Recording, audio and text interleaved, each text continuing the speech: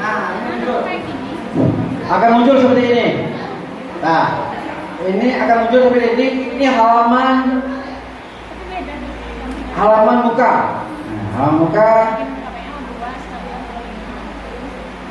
halaman muka di dashboard admin kabupaten. Jadi kalau bisa saya lihat di sini admin kabupaten ada.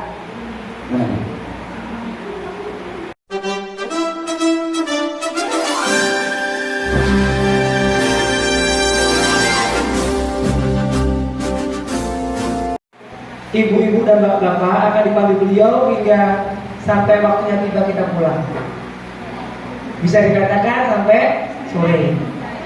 Nanti mungkin awal ini ada sedikit mukadimah, namun setelah itu dipastikan kita semua praktek, ya, baik itu KPM ataupun operator semua praktek. Bagi yang memiliki kuota sendiri, pakai saja kuota sendiri ibu, lebih cepat karena nggak ada yang nebeng. Nah, kalau pakai kuota umum MIPI desa itu dibagi dua kartusinya supaya tidak keberatan, ya.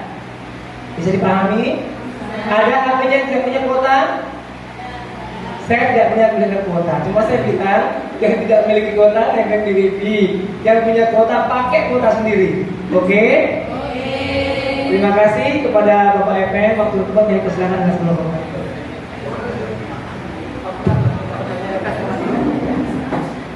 Bismillahirrahmanirrahim. Assalamualaikum warahmatullahi wabarakatuh.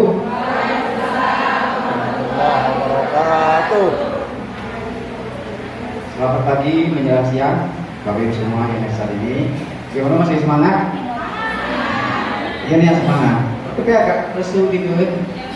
Iya. Udah dikasih apa tadi belum? Snack gitu belum? Ya. Ya baiklah. Terima kasih atas kesempatannya yang kami hormati Bapak Kepala Desa Pasar Timur atau yang mewakili dalam ini, yang kami hormati seluruh rekan-rekan tenaga ahli Kabupaten Pak Mustahidin yang saat ini.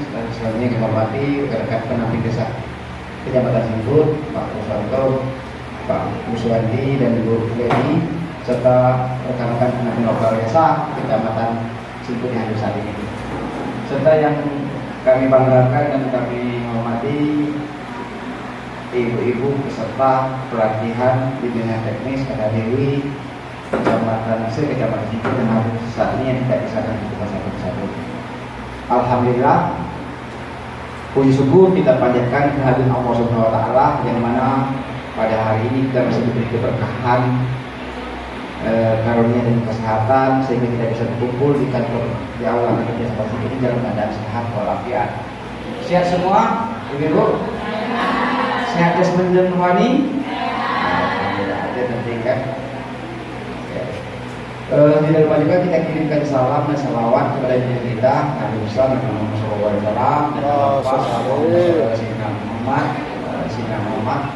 Semoga kita diajak menjadi syafaat beliau. Amin, amin, amin. Bapak-bapak dan ibu semua yang ada saat ini, baiklah kita masuk sesi materi yang keempat tentang pemantauan dan pelaporan kegiatan kompetensi penjaga stunting di tingkat desa. Oke. Mungkin di sini nanti kita akan membahas tentang bagaimana mekanisme pelaporan, pemantauan, bagaimana jenis pemantauan dan pelaporan kegiatan penjaga stunting di tingkat desa. Kita sudah sama-sama tahu setiap desa saat ini sudah melaksanakan namanya kompetensi penjaga stunting di tingkat desa. Semuanya, mungkin dari tahun 2020 sudah melaksanakan. Cuma mungkin selama ini belum terpantau oleh kita dan belum terlaporkan oleh kita sesuai dengan mekanisme yang ada. Oke? Dari dulu sudah ada nggak dianggarkan di APBDes itu biaya posyandu? Desa ada nggak membangun gedung posyandu? Ada nggak membangun gedung TK? Ada. Gedung PAUD, insentif guru PAUD guru TK ada? Insentif posyandu ada? Air bersih ada? Drainase ada? Dan lainnya segala macam gitu kan? Itu adalah bagian dari kegiatan kompetensi pencegahan stunting di tingkat desa. Oke. Nah, kita tahu yang namanya pencegahan stunting ini adalah kerja kolektif, kerja bersama-sama. Makanya diperlukan namanya kebersamaan, keterpaduan, itu namanya kompetensi.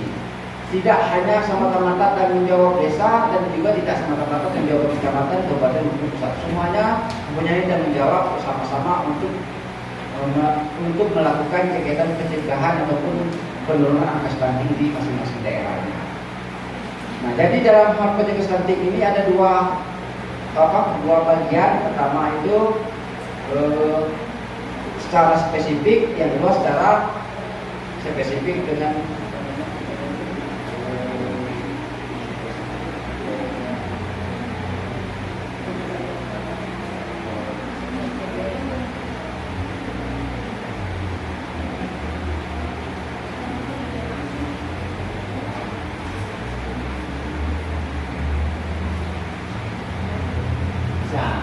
spesifik dan sensitif.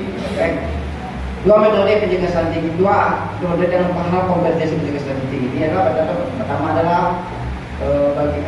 metode spesifik, yang kedua adalah sensitif. Yang sensitif itu tanggung jawab medis sektornya dinas kesehatan. Dalam hal ini upayanya jika sudah terjadi stunting, sudah terdapat anak-anak yang dinyatakan positif stunting, itu penanganannya tadi. Itu namanya dinas kesehatan, baik dokter, puskesmas dan segala macam. Yang bagian kita adalah spesifik pencegahan, ya. Spesifik itu pencegahan, sensitif itu jika sudah terjadi, bagaimana menyembuhkan dan segala macam. Nah, tujuan kita adalah bagian kita adalah spesifik adalah pencegahan. Nah, khusus di desa ada itu namanya 5 paket layanan kompetensi pencegahan stunting di tingkat desa. 5 paket layanan itu yang menjadi tanggung jawab desa. Pertama apa? Kompetensi pertama adalah kesehatan ibu dan anak. Kesehatan ibu anak. Yang kedua adalah konseling gizi terpadu. Ketiga adalah sanitasi dan air bersih. Keempat adalah jaminan sosial. Yang kelima adalah pendidikan anak usia dini. Nah, 5 ini fokus tanggung jawab di desa dalam hal pencegahan stunting dalam konteks kegiatan pencegahan spesifik. Jadi, kesehatan ibu dan anak, kesehatan ibu dan anak itu aplikasi di desanya di mana dilaksanakan, Bu? Hah? Di posyandu kan? Oke.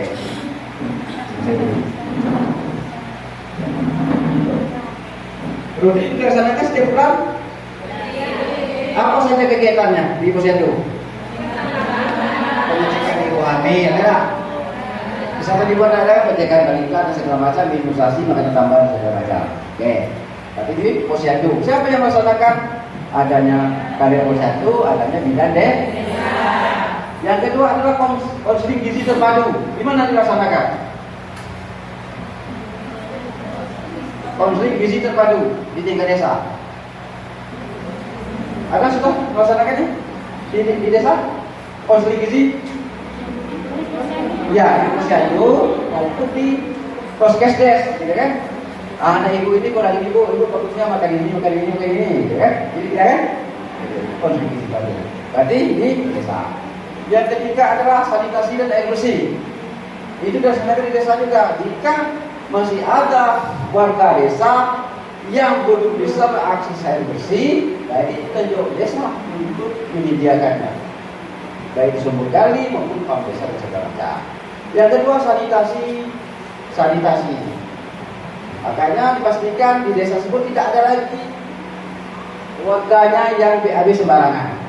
Semuanya ada tempatnya. Tidak ada lagi BAB jambannya di sungai, di bawah batang sawit, di bawah batang mangga, atau jamban terbang dan segala macam.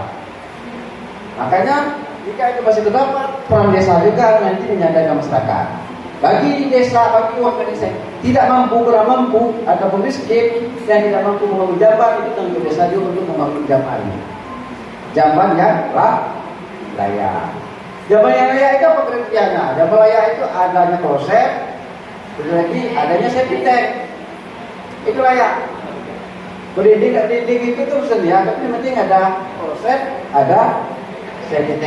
Nah di kita serang spanduk bekas pemilu, mau seng, mau papan, itu kan kita kenyamanan lagi gitu kan.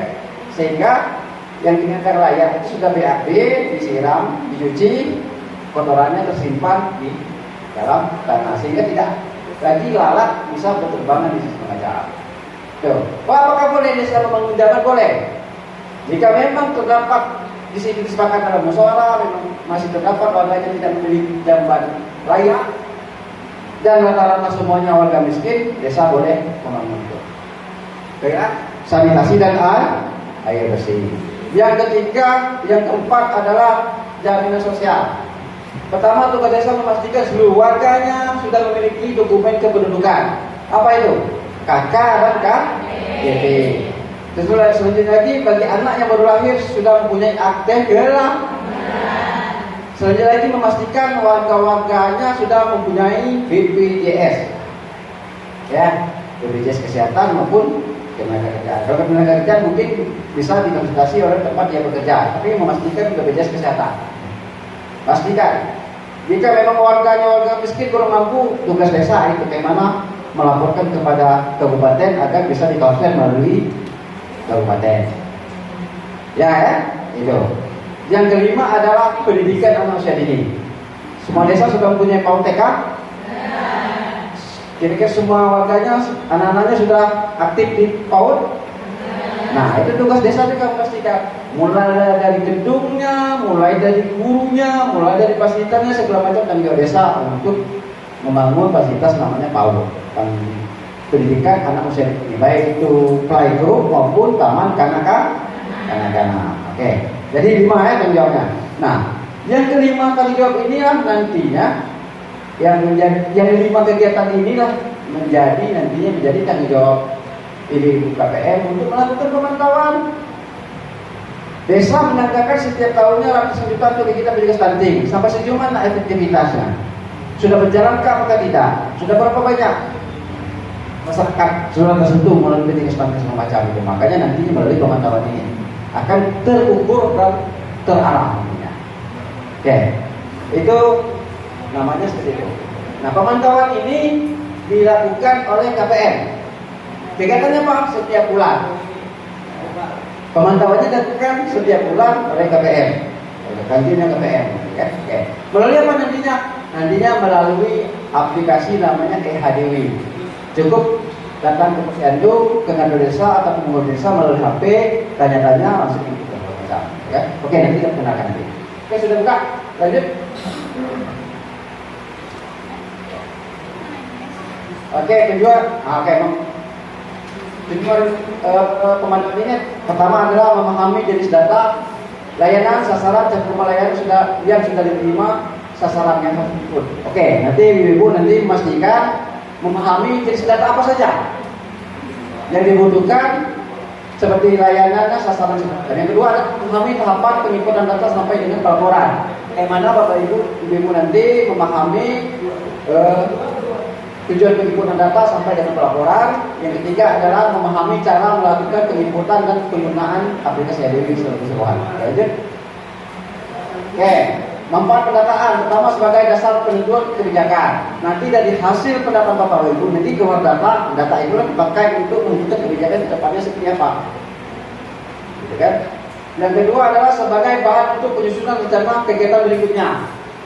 Dengan data itu nanti akan kita gunakan apa kegiatan yang harus kita lakukan lagi ke depannya seperti apa, gitu kan? Yang ketiga dapat mengetahui perkembangan proses peningkatan kegiatan. Yang keempat sebagai sumber informasi kompetensi penulis stunting di tingkat desa. Oke, lanjut. Oke. Nah, ada 5 sasaran. 5 sasaran kompetensi pendidikan stunting di tingkat desa. 5 sasaran ini nantinya menjadi fokus Bapak Ibu melakukan pemantauan. Pertama adalah remaja putri. Ada disingkat dengan remetri. Apa kriteria remaja putri? Pertama usianya berusia 10 sampai 24 tahun. Pertama yang namanya remaja gitu kan masih lajang enggak? Ya. Kalau dia sudah bersuami, apakah disebut remaja? Tidak lagi kan, ibu rumah tangga kan? Pertama dia single, yang kedua usianya sampai dengan 24 tahun. Oke. Apakah umur di atas 24 tahun itu walaupun dia masih rajin masih di kategori remaja putri? Kalau standar sini tidak lagi. Walaupun dia masih lajang tapi umurnya sudah 26, 27 berarti tidak tergolong remaja putri. Yang jadi tanggung jawab ibu nanti pengetahuannya anak umur 10 tahun sampai 4 tahun. Yang jelas dia perempuan. Yang laki-laki ya perempuan. Yang kedua, yang kedua adalah pasangan usia subur atau PUS atau calon pengantin. Calon pengantin itu juga tidak luput dari pemantauan ibu calon pengantin. Calon pengantin itu kan apalagi kalau di desa kan tahu di dalam hati. Oh, anak ibu itu kemarin tadi malam sudah lamaran, gitu kan? Berarti kan calon pengantin ya. Sudah lamaran. Kalau dia sudah lamaran sudah masuk kategori dia calon pengantin. Oke. Yang ketiga adalah ibu hamil dan nifas. Ibu hamil dan ibu melahirkan. Itu menjelaskan? Jelas. Yang keempat anak usia 0 sampai 59 bulan. Itu ya sasaran 0 sampai 59 bulan. Yang kelima adalah keluarga berisiko stunting.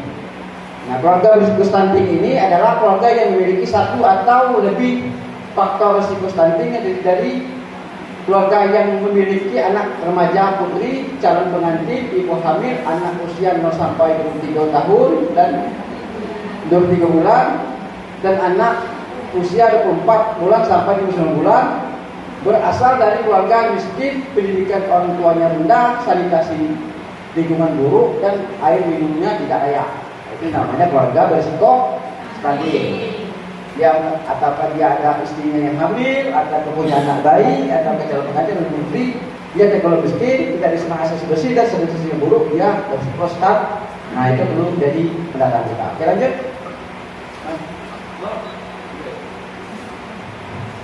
Nah, jelas nampak dari belakang? Nampak ya?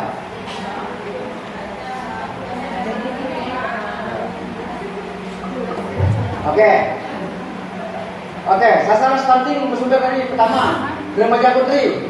Apa jenis zat apa yang perlu ibu-ibu ketahui di remaja putri itu? Pertama adalah pemeriksaan status anemia. HB itu kan ada anak-anak remaja putri, mungkin kalau yang sehat oke lah, yang kurang sehat ada yang susu, yang kurang darah segala macam. Jadi enggak ada kita temui di desa anak-anak remaja putri yang kekurangan apa? Ya, anemia gitu kan? Nah, itu. Yang kedua adalah apakah dia mendapatkan tablet tambah darah atau tidak? Itu pasti kan datanya. Sebenarnya di mana? Puskesmas, Polkesdes, Polides, Bidan dan segala macam. Itu kita bisa datanya. Yang kedua adalah calon pengantin. Jenis data yang perlu kita ambil adalah umurnya. Umur pengantin, calon pengantin perempuan. Dari mana sumber datanya? Di kantor KUA, Puskesmas, Polkesdes, Polides dan lain segala macam. Atau kita tanya langsung boleh juga. Kalau dia sudah positif, sudah lamaran, nanti calon pengantin langsung aja datang ke rumahnya.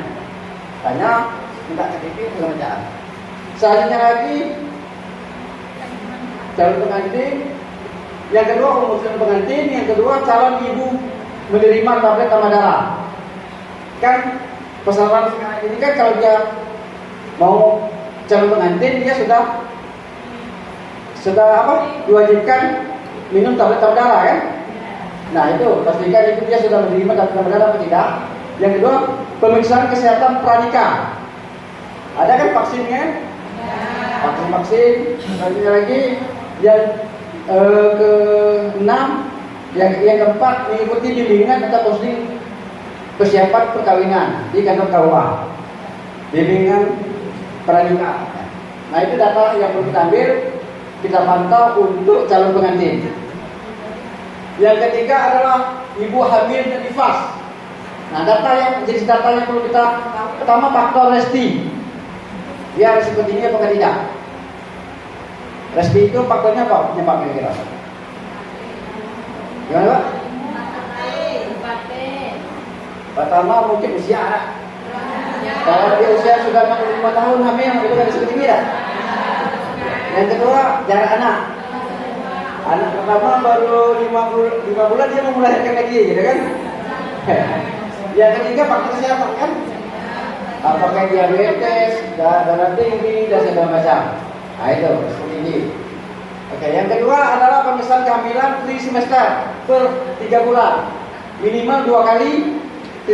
Trimester pertama minimal 2 kali, trimester kedua minimal 1 kali, dan trimester ketiga minimal 3 kali, dan nifas. Berarti diceknya ke bidan ataupun ke pos yang dibangun. Selanjutnya lagi kepesertaan keluarga berencana KP pasca persalinan. Kalau dia sudah melahirkan, memastikan dia ikut KB atau tidak. Ya kan mungkin masalah KB itu ibu tidak tahu kan, apakah imun, pil, apalagi suntik dan segala macam. Ya kan berarti bisa konfirmasinya dengan kadar KB. Selanjutnya lagi yang D-nya konsumsi TTG ya, tablet tambah darah minimal 90 butir. Kalau dia baru hamil, dia sudah konsumsi tablet tambah darah apa tidak? Minimal 90 butir. Berarti selama 3 bulan ya. Itu pastikan dia mendapatkan. Jangan-jangan dia mungkin sudah hamil, pas hamil karena tidak tahu mungkin tidak mendapatkan tablet tambah darah. Gitu kan? Itu pastikan. Itu nanti kita memantau. Selanjutnya lagi yang E, ibu hamil dengan kekurangan gizi atau kek mendapatkan tambahan asupan gizi berbeda. Ibu hamil yang kek kekurangan gizi kronis. Apa ciri-cirinya ibu hamil yang kek itu? Gimana? Ini karena kurang berapa? Ya, apa lagi kira-kira? Berapa badan enggak? Nah, itu kan. Nah, pastikan dia mendapatkan asupan gizi apa tidak? Itu perlu datanya nanti kita lihat nanti. Oke. Lanjut. Oke. Anak 0 sampai 59 bulan. Nah, jenis data apa yang perlu kita ketahui? Pertama, pemantauan tumbuh kembang datang ke posyandu layanan kesehatan. Ya, berarti pemantauan tumbuh kembang itu biasanya dicek di posyandu maupun di layanan kesehatan. Yang kedua, berarti kalau tumbuh kembang itu kan berat badan, tinggi badan kan? Di posyandu kan diukur kan? Berat badan, tinggi badan, panjang badan segala macam. Yang kedua adalah mengikuti kegiatan PKB lah, bina keluarga ataupun PAUD. Pastikan. Yang ketiga adalah anak gizi kurang atau buruk atau stunting mendapatkan tambahan asupan gizi dan konsumsi gizi dah. Anak yang gizi buruk, gizi kurang maupun stunting. Yang D, anak mendapatkan imunisasi dasar lengkap dah. Jadi semuanya data itu ada di posyandu dan di PAUD ataupun TK. Itu untuk anak 0 sampai 59 bulan atau balita. Yang kelima adalah risiko keluarga berisiko stunting. Nah, keluarga berisiko stunting tadi seperti yang keluarga miskin yang mempunyai anak ataupun istri. Pertama, memastikan kepemilikan kartu keluarga. Pastikan keluarga yang berisiko stunting tersebut sudah punya kakak atau tidak. Maksudnya warganya tidak punya kakak? Hah? Banyak? Nah, itu kita pastikan nanti. Makanya ibu pendataan. Yang kedua adalah akses air bersih. Dia sudah punya akses air bersih maka tidak. Yang ketiga adalah akses jamban sehat. Jamban sehat tadi dia NCK-nya, KBAB-nya di mana ada WC maka tidak segala macam, gitu kan? Yang D adalah keluarga memiliki kepesertaan jaminan kesehatan. Apakah yang D keluarga memiliki kepesertaan jaminan kesehatan? Apakah dia terdaftar sebagai anggota BPJS apakah tidak? Yang E keluarga rentan sosial ekonomi difabel terdaftar sebagai peserta program bantuan sosial PKH dan segala macam. Pastikan kalau dia miskin terdaftar PKH apakah tidak? Yang F keluarga memiliki akses sanitasi pembuangan limbah layak. Itu bisa dipastikan. Yang G keluarga berisiko stunting mendapatkan pendampingan oleh TPK. Jika dia sudah dideteksi ditetapkan sebagai berisiko stunting, apakah dia mendapatkan pendampingan dari TPK apakah tidak? TPK ini adalah tim pendamping keluarga. Siapa anggotanya? Salah satunya adalah KBM, gitu kan? KBM dan segala macam, gitu kan? Yang H, keluarga berisiko stunting menjadi peserta kegiatan ketahanan pangan keluarga, pengumpatan lahan pekarangan untuk peningkatan asupan gizi. Dan biasakan ada namanya kegiatan ketahanan pangan. kan boleh macam-macam tuh, ada tanaman sayur, kebun palawija, ada mungkin kolam lele dan segala macam, ataupun ternak ayam segala macam. Nah, jika ada program itu di desa, pastikan kira-kira program rentan ini termasuk tidak kira-kira di situ. Kita mau tanya, dapat ada dia bantuan bibit sayur ataupun lele dan segala macam tadi. Nah, ini datanya semuanya ada di data kependudukan, akses air bersih, sanitasi, dan di desa. Dapat memastikannya di kantor desa. Jadi ibu-ibu nanti ke posyandu, ke bidan desa, ke PAUD, ke kantor desa. Itu di kita tanya, gitu kan? Oke, lanjut.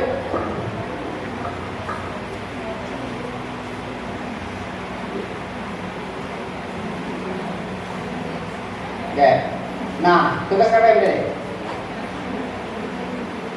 Belum, lewat. Mundur lagi. Maju. Oke, lanjut. Ada tugas KPM deh ada? Aneh. Oke. Mundur lagi dulu. Mundur. Oke. Nah, saat ini panduan penggunaan aplikasi EHDW. Nah, ibu nanti melakukan pemantauan pendaftaran tadi seperti yang diuraikan tadi itu melalui aplikasi namanya EHDW. Nanti kita simulasi nanti. Ada bawa kakak? Maksudnya kakak yang dalam kakak itu mungkin ada terdapat anak balita, ada remaja putri, ada ibu hamil dan segala macam. Oke, panduan penggunaan aplikasi web EHDW. Oke, lanjut. Oke, aturan pembuatan username dan password. Ada. Nah, jadi dalam penggunaan ini berjenjang. Dalam penggunaan ini berjenjang mulai dari nasional, provinsi, kabupaten, kecamatan sampai ke desa. Oke, provinsi dapat membuat username dan password untuk kabupaten dan kecamatan dan desa. Berarti kebetulan saya dari kabupaten itu dibikinkan oleh yang dari provinsi. Oke. Nah, tugas saya di kabupaten setelah akun dibuat ada. Kabupaten dapat membuat username password untuk kecamatan dan desa. Tadi saya sudah saya buat akunnya, akun kecamatan, akun Pak Kuswanto dan Bapak Kuswandi.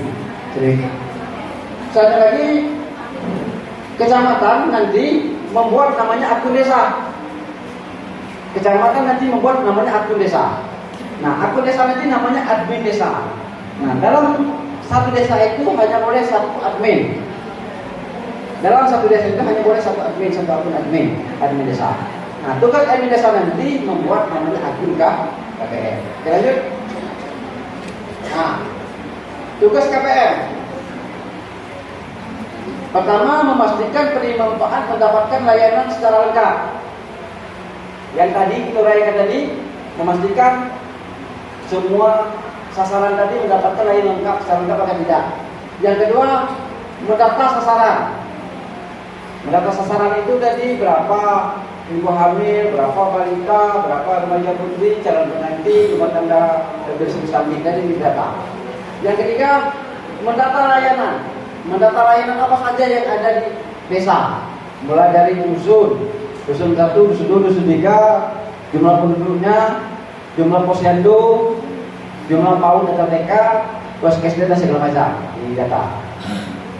Yang kedua, menyediakan data-data mendukung perencanaan yang baik. A. Data dibahas pada rumus stunting. B. Usulan rumus stunting dibahas dalam musdes. 3. Turut mengembanyakan kepedulian pada stunting dan kesehatan pada umumnya. Nah, itu tugas KPM dalam konteks ini. Tugas admin desa. Nah, admin desa ini dijabat oleh perangkat desa. Terserah, apakah sekdes boleh, kaum boleh, kasih boleh. Yang penting perangkat desa. Kalau KPM tadi, ya dijabat oleh KPM lah kan, dan diangkat oleh desa melalui SK. Nah, tugas admin desa, satu membuat username KPM. Nanti yang membuat akun-akun ibu-ibu KPM ini nanti itu admin desa. Yang kedua, memastikan data yang diinput oleh KPM sudah benar. Setelah admin KPM sudah didaftarkan oleh admin desa, nanti KPM melakukan pendataan, penginputan data, Nah, setelah data diinput, nanti tugas admin desa ini memastikan data yang ibu KPM input sudah benar atau tidak. Itu namanya verifikasi. Jadi admin desa ini menangkap sebagai verifikator. Sebelum keberlanjutan lagi dicek dulu sudah benar, baru diverifikasi. Sekali lagi melakukan validasi terhadap data yang diinput dari KPM. Selain dari verifikasi, dia memvalidasinya. Betul gak? Jumlah penduduk, jenis layanan, ibu ini orang yang memang penting hasilnya apa tidak, itu verifikasi divalidasi dulu. Selanjutnya lagi memantau status KPM. Nah, aktif tidak aktifnya ibu nanti melakukan pemantauan nanti akan dipantau oleh admin desa. Akan tahu jam berapa, hari apa, tanggal berapa, jam berapa ibu menginput data akan terpantau oleh admin desa nanti. Berarti kalau ibu sudah 3 bulan, 4 bulan tidak ada pemberitahuannya kasih, berarti ibu ini tidak aktif gitu kan. Jadi admin desa wajib mencari mana nih ibu ini kan sudah pergi ke Malaysia gitu kan. Iya. Atau sudah ya. Nah, ini tugas KPM dan admin desa. Admin desa mana? Berapa orang admin desa yang hadir? 1, 2, 3, 4, 5, 6, 7, 8, 9, 10. Ya. 10 ya, dari 12 desa. Ya, ini tugas admin desa. Oke. Lanjut. Nah, EHDW 2.0. Oke. Nah, lanjut. Nah, alur sistem EHDW. Electronic Human Development Worker atau disingkat EHDW. Aplikasi ini awalnya dibuat oleh Bank Dunia (WB). Setelah dilakukan uji coba, diserahkan ke Kemendes, dan Kemendes nanti akan menggunakan. Nah, EHDW ini data ini akan bersifat global. Hari ini ibu menginput data desa nanti akan langsung terpantau bisa dilihat di pusat. Progres masing-masing pencegahan pendataan dan pemantauan ibu tentang statik ini progresnya akan bisa terpantau dari pusat. Gitu kan? Sistemnya online. Gitu kan? Oke, alurnya seperti ini. Alur sistem EHDW alur pertama adalah input pemetaan dan kelompok sasaran. Jadi kita menginput dulu pemetaan dan kelompok sasaran, kita input dulu datanya, data dasar. Yang saya sampaikan tadi pertama jumlah dusun 1, dusun 2, berapa jumlah penduduknya. Yang kedua adalah jumlah posyandu, jumlah PAUD dan segala macam.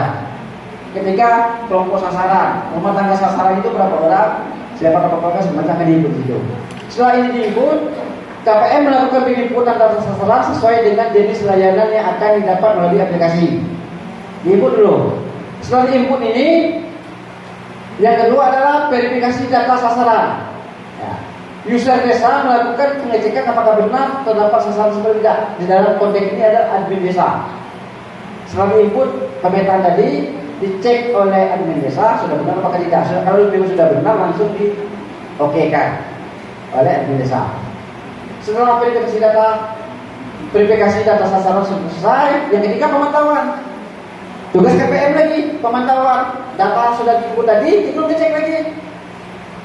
Contohnya tadi, Ibu hamil tadi sudah berapa kali, Ibu Wati contohnya, apakah sudah berapa kali kunjungan di segala macam, maka dicek situ di aplikasi tersebut. Dengan cek saja.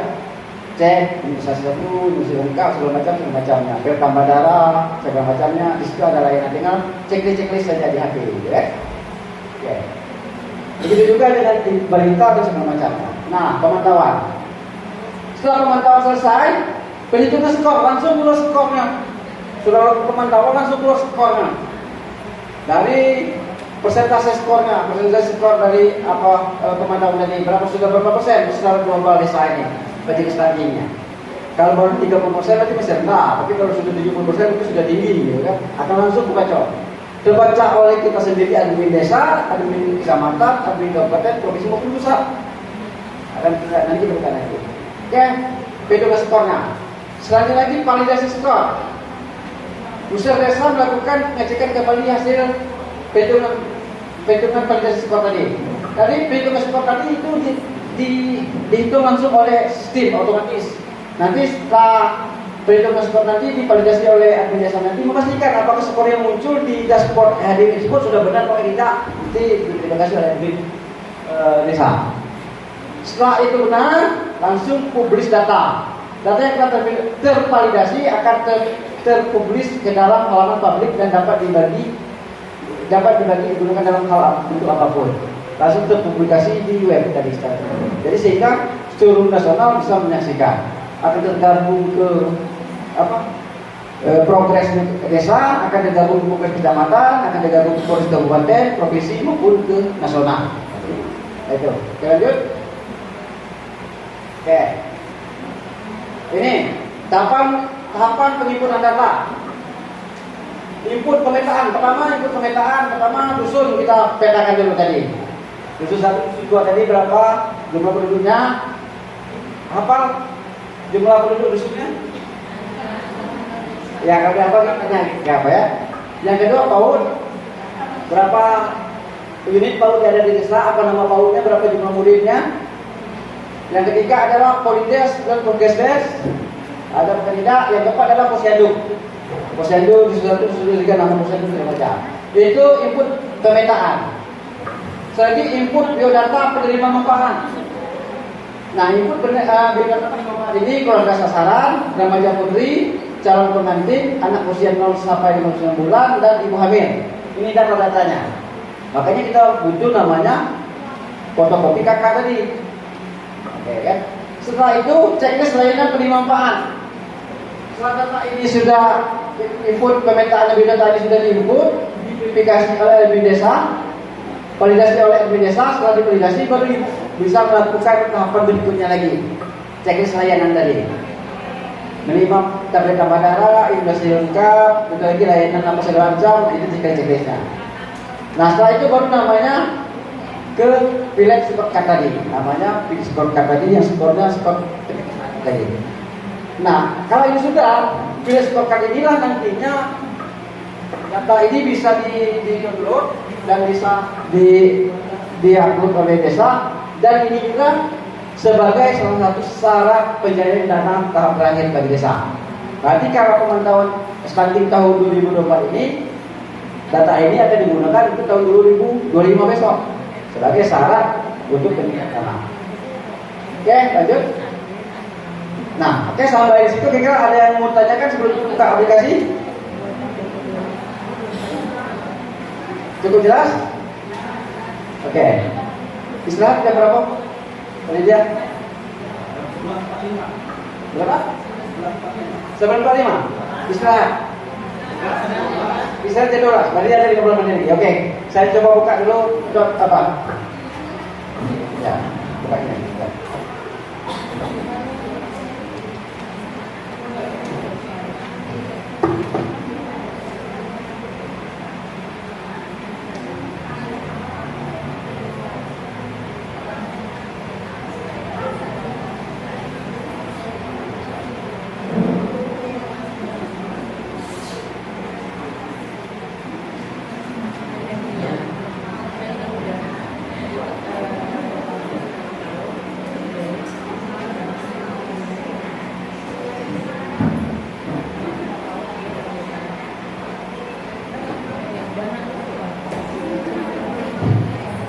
Oke, cara buka pertama ibu-ibu silakan ke HP-nya melalui Google.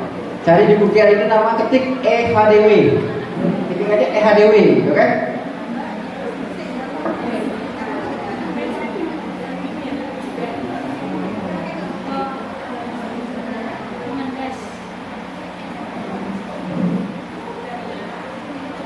Nah ini Google, ketik aja EHDW.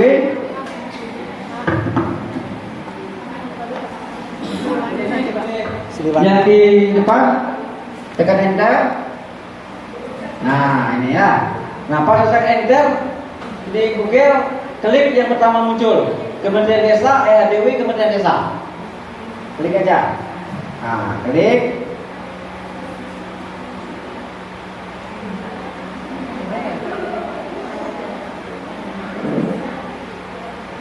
Nah akan muncul seperti ini. Sudah? Sudah muncul? Apa ini Bang? Pelan-pelan. Oke ya, saya ulang ya. Buka handphonenya, buka Google. Buka Google. Setelah buka Google, ketik EHDW. Nah, di Google itu ketik EHDW. Sinyal ya. Lebih bagus kalau ada pakai data sendiri, lebih bagus itu dilancar ya. Nah, bisa kan seperti ini kan? Kita buka semua. Ada yang belum dibuka? Sudah terbuka? Yang belakang sudah buka semua? Belum, namanya. Belum. Sinyal ya? Ya, pokoknya gampang ya, ke Google, buka EHDW, ketik EHDW, buka seperti ini. Nah, di sini kan ada dua. Ya, tolong perhatikan. Ini ada login non KPM. Nah, ini login non KPM, berarti tempat masuknya yang bukan KPM. Siapa? Admin provinsi, admin kabupaten, admin kecamatan, admin desa. Ya, itu loginnya admin ya. Kalau KPM, tekan ini. Tekan ini akan muncul. Kalau admin desa ataupun admin desa kecamatan, cukup username dengan kata sandi, klik ini masuk ke akun dia. Tapi kalau KPM, klik ini login KPM. Saya coba sih.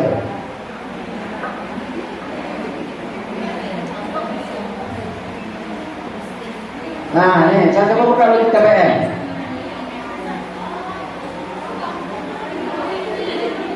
Nah, login KPM, syarat masuknya harus ada NIK dengan nomor sandi, kata sandi. Ya, harus ada NIK ibu-ibu dan kata sandinya. Ya, kata sandinya sendiri selalu bikin. Apakah nama suami, apakah nama mantan pacar, gitu kan? Ya, terserah. Ataukah nama anak, gitu kan? Ya, ini ya. Ini cara loginnya nanti loginnya ini kalau sudah selesai dibikin oleh admin desa nanti baru login ya. Ini pengenalan. Ya. Nah ini saya masuk pakai akun saya.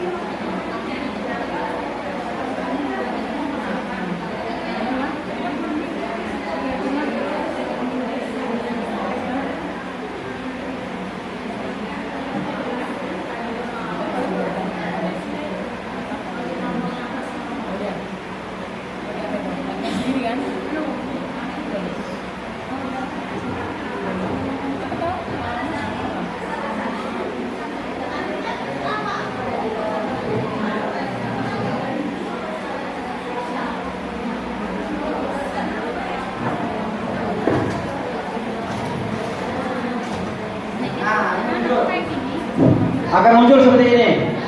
Nah, ini akan muncul seperti ini. Ini halaman muka.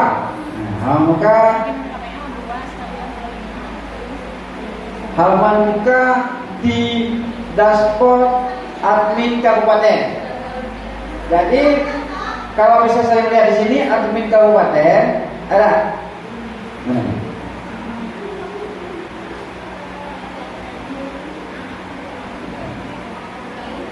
Bukan, ini admin.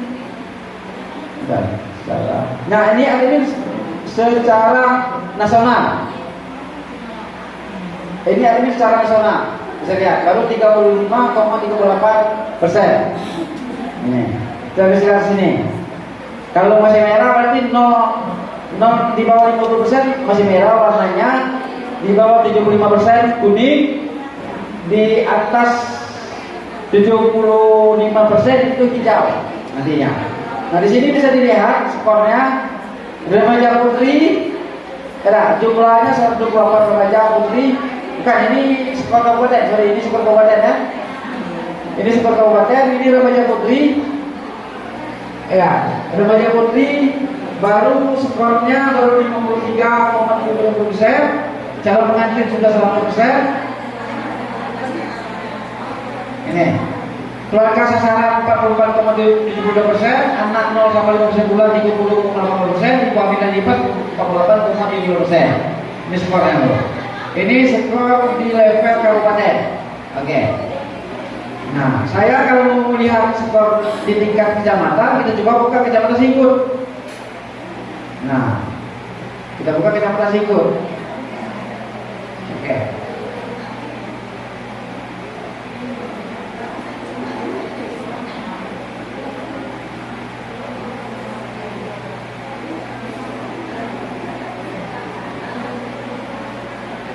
Nah, kecamatan Singkut tidak muncul kenapa? Karena datanya memang belum pernah diinput. Ini yang data yang ada ini adalah khusus kecamatan Sarawangun. Nah, khusus untuk kecamatan Sarawangun.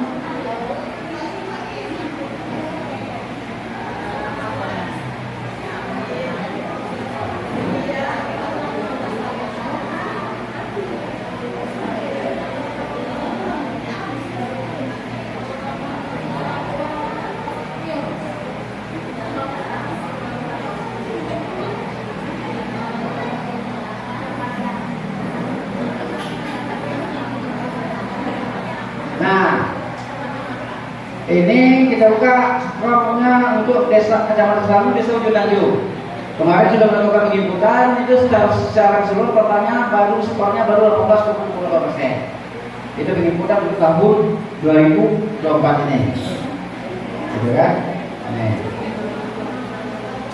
Oke. Ini halaman dashboard kita bisa memantau skornya. Selanjutnya lagi ini jumlah pemetaan. Di sini ada kolom pemetaan. Nah, pemetaan dusun, PAUD, Polindes, dan Posyandu.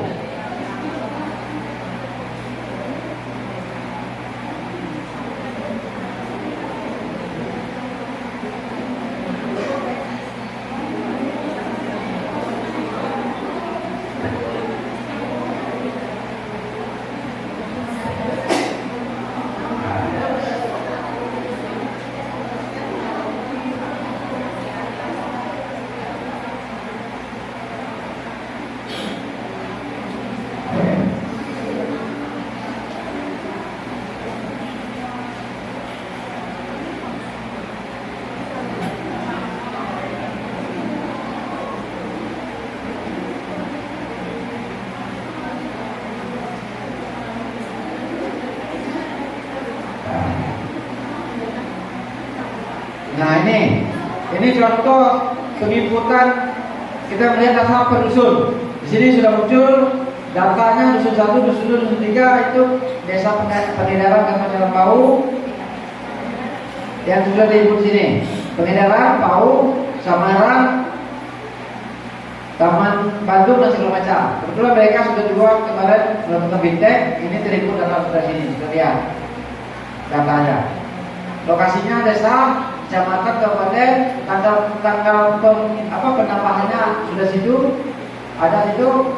Siapa yang input langsung terbaca oleh WS Yuli Kumalasari, KPM tanggal terbaca. Itu input di sini.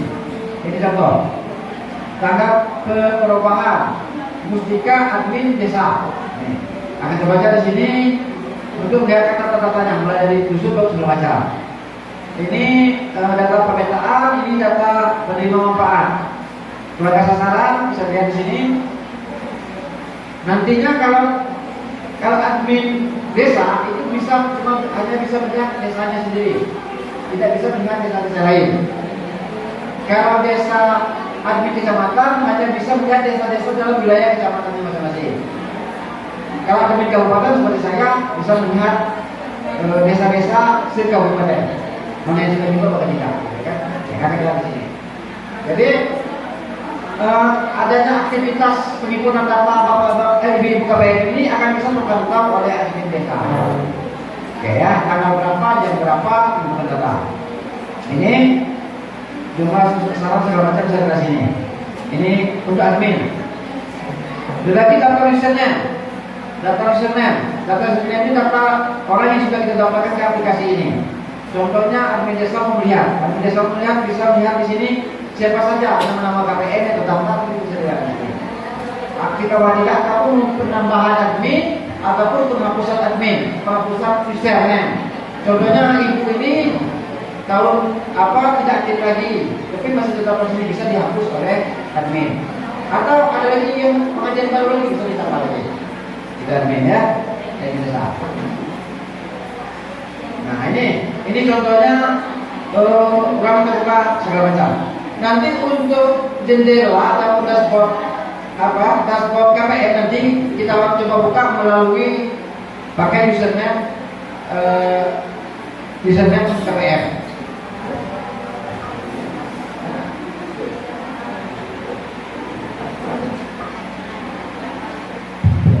Satu menit lagi Pak. Berapa lagi? 1 menit. Oke. Ini Isoma. ya, ini pengenalan sertifikat mungkin terutama untuk admin desa. Nah, untuk admin desa. Nanti untuk KPM nanti kita langsung sudah kita buka, nanti kita simulasi. Sudah semua. Sudah dikasih tahu. Nah, sudah semua. Paspornya? Oke, jadi sebentar ya.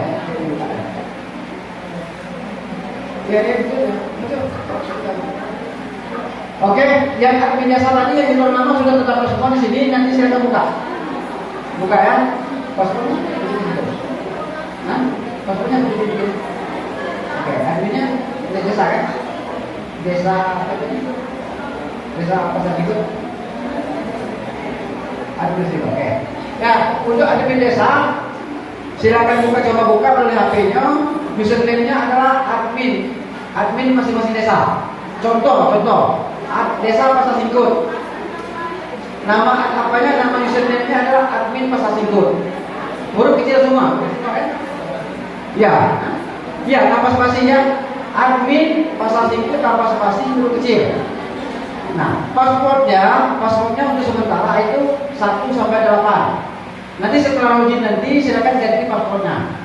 Tapi passwordnya yang gampang diingat. Ya, yang admin desa di mana? Itu kan? Oke, saya buka ya.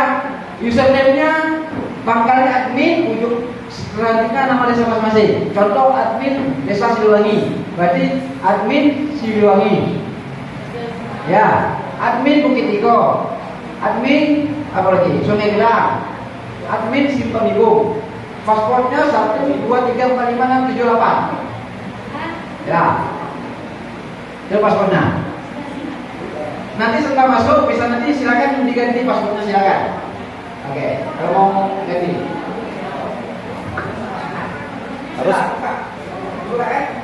Harus diganti nanti setelah login ya. Oke, masuk di sini masalah bahaya. Buka, yang admin yang double desa buka.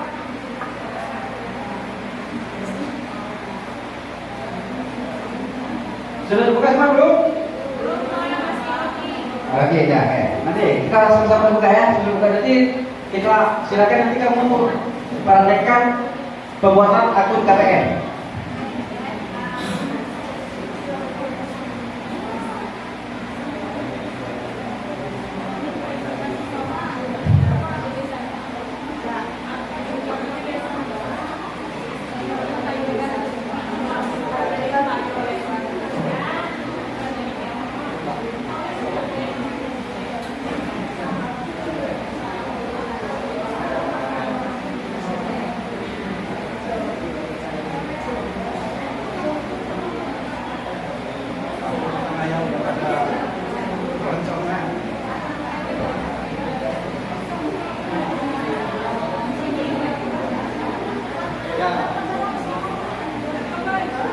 Klik daftar admin.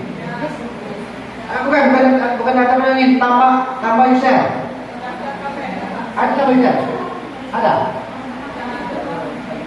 Tapi ada. Coba kan?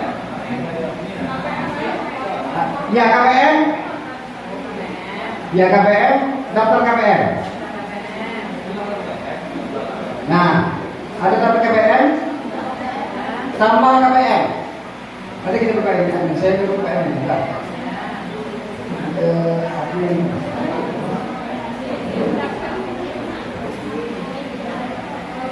Jam 4 itu pulangnya ya.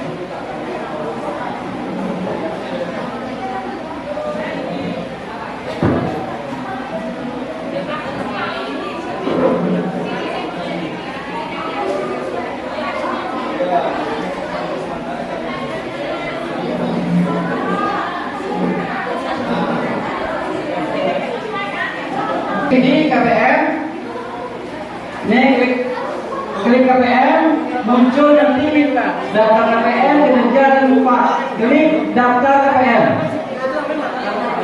Oke? Sudah klik daftar KPM, klik tambah KPM. Tambah KPM akan muncul seperti ini. Nah, silakan daftarkan KPM masih melalui nomor klik username-nya. Nah, username-nya kalau bagus, kalau saran saya, kalau username KPM itu KPM Siloni 1. Ya.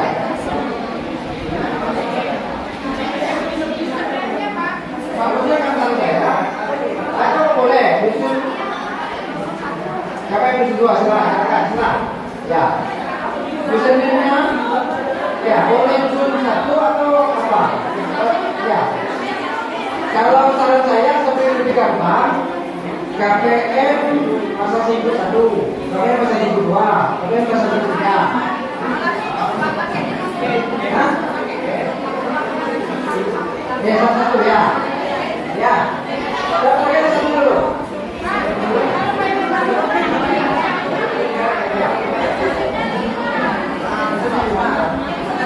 Apa ada baca komentar transfer saja kita maksudnya.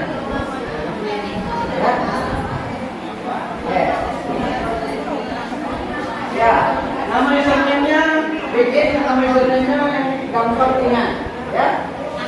Oke. Coba daftar semuanya dulu, daftar satu-satu dulu, satu-satu desa satu KPM dulu daftar. Mana? Username. Ya. Oke, coba KPM.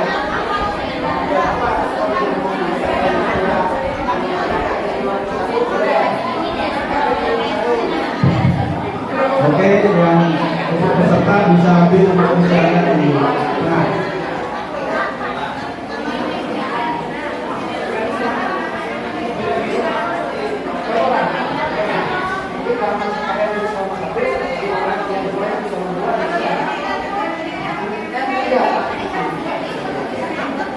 Jadi username itu adalah identitas di akun, gitu kan? Namanya di akun, gitu.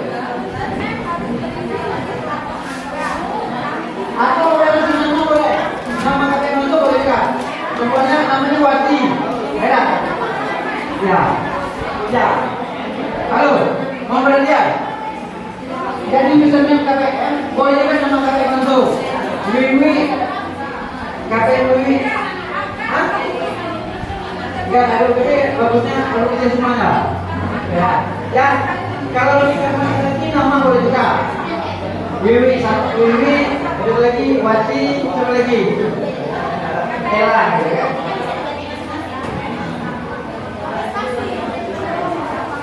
Dan apa yang nyambung kalau Wati.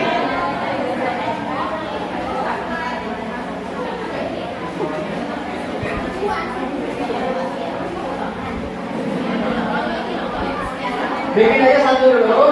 Nah, setelah satu kita istirahat, istirahat nanti didapatkan semuanya. Pas masuk nanti baru kita login lagi dan kaki desa didapatkan KPM. Oke?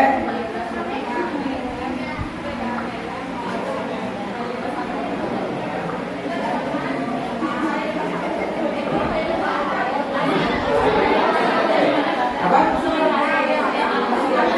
Ini aja kalau KPM di sini. Kalau satu ya, apa? Kalau yang sementara kita selalu 3 sampai 6. Ya. Atau